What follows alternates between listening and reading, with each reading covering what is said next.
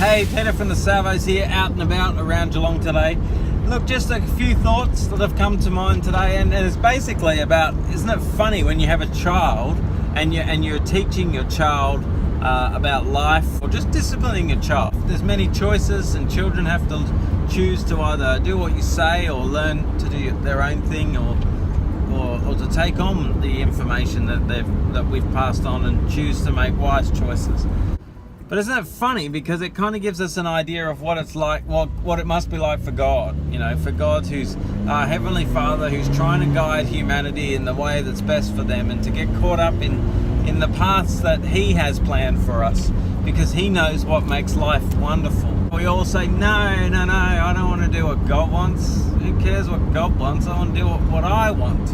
And you know, the funniest thing for me is when I see human beings who are journeying along the path of life and going, no, I don't want to do what God wants. You know, I want to go and I want to check out what Buddha says. I want to check out what the evil one says. And have you read the book, the Satan Bible, or have you dabbled in the occult? Have you had, you know, and I'm like, no, like that's not going to be good for you.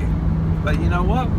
Until people realize that it's not going to be good for them, you will keep making choices to try all different things. But I like to say to people in our community, Jesus is the way, Jesus is the truth, and Jesus is life. And you can choose to follow Him, or you can choose to reject Him.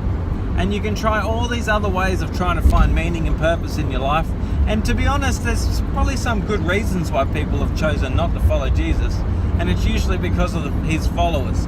People who have been so religious and caught up in the doctrines and legalism of religion, they've treated people so poorly and with judgmental and dehumanized people. And you know, so more often than not, there are people today who are atheists because of spiritual abuse they've experienced at the hands of Christians. You know, that's not the only reason there's atheists, but the reality is Christianity has a lot to answer for the way we have treated people. But the way of Jesus, as He modeled when He was living, was to humanize humans and to make people into the complete humans we were designed to be. Just as Jesus found ultimate fulfillment and life, even though He died, God resurrected Him and fulfilled Him and made Him complete. And that's what Jesus invites us into a life of fulfillment and completion and resurrection. And we can start over again and have a new life. So my thoughts today are, we can choose to go our own way. We can choose to dabble in things that are away from God. The reality is, the further away from God we venture, the more chaos we're consumed in. And the mind goes crazy. Loneliness, isolation comes. You know, Jesus is about order in chaos. So He brings order. He brings light in the darkness. He brings hope where there is no hope. And we can choose to not follow Him, but today I'm challenging you.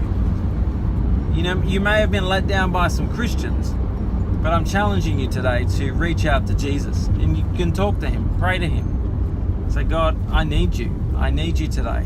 I need that resurrection power. I need to start over again. Can You forgive me? Can You help me? Can You restore me? Something for you to think about. I'm Peter from the Salvation Army.